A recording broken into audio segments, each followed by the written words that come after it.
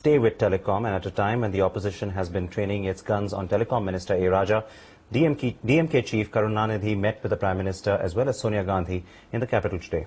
Meanwhile, sources have told NDTV that the DMK has made its stand clear that with no concrete evidence against the telecom minister, he will not be touched, a decision that has also been backed by the Congress. Well, we have a special discussion now on this tangle and also the implications on the telecom space. That's right. Joining us now, of course, is Romil Shetty, the Executive Director, in fact, the Head of Telecom of KPMG, and, of course, Telecom Consultant Mahesh Uppal, both with us here on the show. Thank you, gentlemen, for being with us. Let me start by asking Mr. Shetty, given the fact that the numbers that we are seeing in the 3G auction, government revenues already crossing 40,000 crores, it's now seeming to be a no-brainer that the 2G licenses were sold at throwaway prices.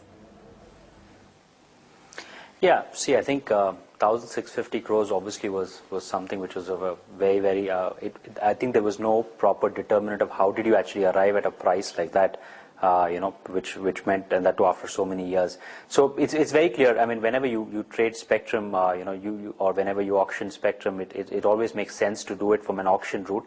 Yes, auctions do push prices higher because you go more than probably normally what you would expect to sort of pay out, but that's the most fair and transparent manner in sort of doing things. So yes, it's a no-brainer in terms of 1,650 crores being not adequate at all.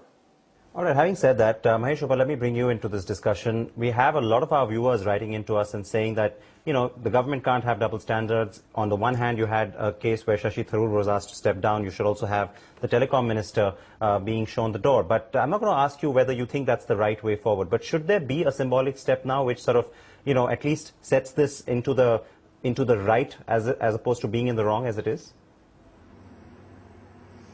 Well, I think it's not a question that I would have preferred to answer. But yes, there is no doubt that Mr. Raja has presided over a series of decisions which, by all accounts, and certainly after the 3G auctions have come to this stage, were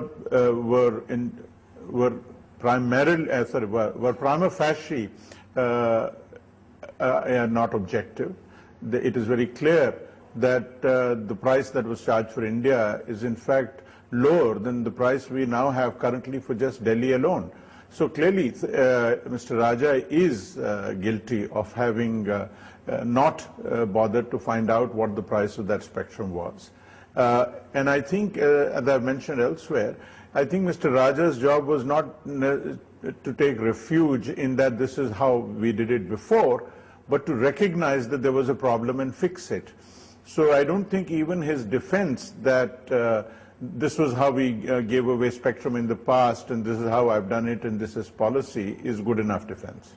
All right, but staying with the very important point that you've raised here, that of... Right. Staying with the point of the government's policy on this, while everyone's really training their guns on the telecom minister, on A. Raja, even the government's overall policy doesn't seem to be very clear on what the government really wanted to do at that time. Even the TRAI, a lot of flip-flops on part of the TRAI. Romil Shetty, if I could get your comments on this. I think, see, there obviously have been from the TRA, I think there have been many recommendations which have gone back and forth. And TRA is just a recommendatory, body. It is not a mandating authority. It ultimately has to go to the Department of Telecom and then the Telecom Minister. So I suppose probably saying from a TRA perspective, I would not necessarily agree that.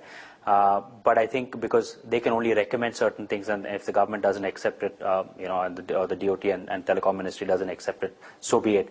But I think the important point is, like Mahesh said, I think the important point is now to move on to say what needs to be done. So whether it is now the future spectrum policy, not just looking at the past, but we should have a clear future spectrum policy, how we will allocate. So it's not only the question of having 1,650 crores people bidding for that and then not even having spectrum to launch circles. So I think those are the things which need to be corrected. What's happened has happened. Probably there's nothing much anybody can do about it. But at least, you need to correct some of that and have a long-term vision for, how this industry is going to go ahead. Romil Shetty, staying with you and in keeping with that same sort of thought about, what happens from here on going forward, The point you make is an interesting one, of course, in terms of, just the sanctity of the process from here on. But from the point of view of the consumer, I mean, should the government be keeping cognizance of the fact that, all right, given what's happened, a lot of the players argue that this has allowed the tariffs to come down. It's allowed, a lot more people to sort of come on board. Is that a logical argument? Is that something the government should even be keeping track of going forward? See, I think why, for example, prices have come down primarily is because of competition, right? It is because of, severe competition with some of the largest players in the world trying to come into India, trying to compete. So it's not just, I mean, yes, of course, a license fee is a significant element, but that's not the only element. The element really which has brought it down is competition and volume in India. So I don't think that's the right thing of saying probably, because you paid a lower license fee, hence you should charge a lower tariff. Yes, to some extent, yes, but I would say India has been dominated by the market and market forces. So if the market forces are such that which have actually ensured that all operators bring down the price. I mean, people were charging 16 rupees, right, per call some time back when they got the license fees. Did anybody come onto the network? Did they have huge volumes? No. They could have continued charging 16 bucks and said that, listen, we won't bring down because we paid, so much of license fees. But that doesn't work. So I don't think that the argument is completely logical. All right, let me in fact just get a perspective from Mahesh Uppal at this point in time, given the kind of numbers that are coming in with regard to 3G and putting the 2G numbers and the 3G numbers in perspective right now. Obviously, when you're looking at the kind of revenues that the government is making, 40,000 crores, the kind of numbers that people are really bidding, we can expect that, yes, the days of free lunches for consumers are over, especially as far as the value-added services are concerned. The 3G services won't come cheap at all. Is that right, Mahesh Uppal? Well, to a point, I don't believe that this is necessarily all correct for two reasons. One is that in the near future, most of 3G services will be used for voice. And there is no way that operators can demand a premium on a product like voice, which looks like what 2G voice is. I mean, there's a very marginal difference between 2G voice quality and 3G voice quality. So if the 3G spectrum is, at least to begin with, used only for voice, then it will be very difficult for any operator to charge a very high premium for 3G voice. I believe that it will have to be competitive with 2G itself. As far as data services are concerned, value-added services are concerned, again, operators would try and see how much they can extract from the market, but they know as much as you do that eventually, unless they have volumes, the market is not going to take off. And one advantage that they have is that once you put the infrastructure up, then the cost, the incremental cost that the operators have is virtually zero. So I don't think if we will see very high prices, because I think operators will very soon discover that there is very little stomach for very high prices, and if they don't want their infrastructure to go down the drain, and if they don't want to have all their infrastructure unused, then they will have to offer a price that the customer is able to pay.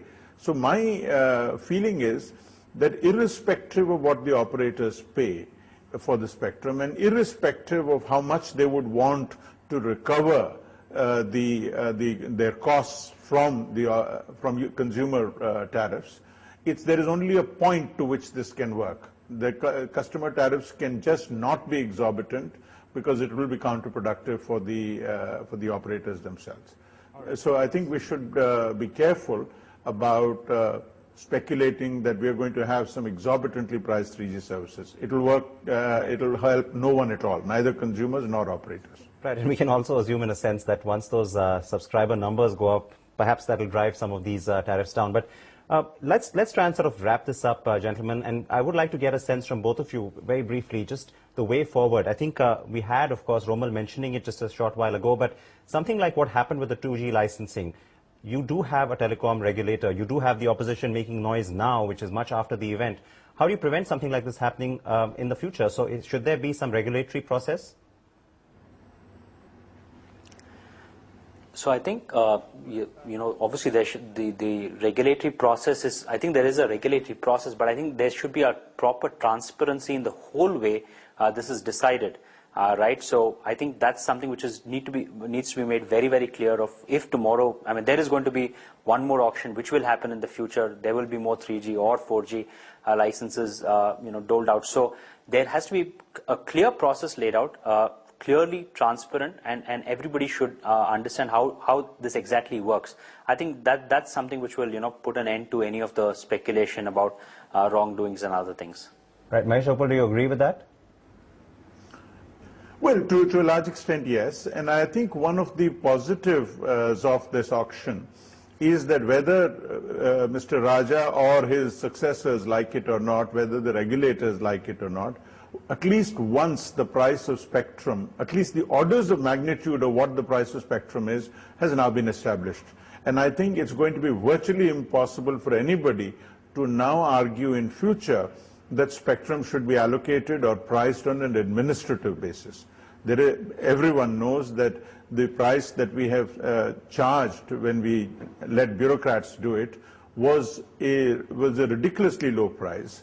And there was an excuse they had that at the time these prices were set, the knowledge about this business was much less. People didn't know how far the sector would go. But be that as it may, right now we know that the price of spectrum and the willingness of people to pay for it suggests that this price is several times more than what Mr. Raja charged. And there is no justification whatsoever for giving the spectrum away in future at a price other than that the market determines. Well, there's too much at stake, clearly. That is the positive from this. Right, and there is too much at stake, so we'll have to wait and see, of course, where things go from here. But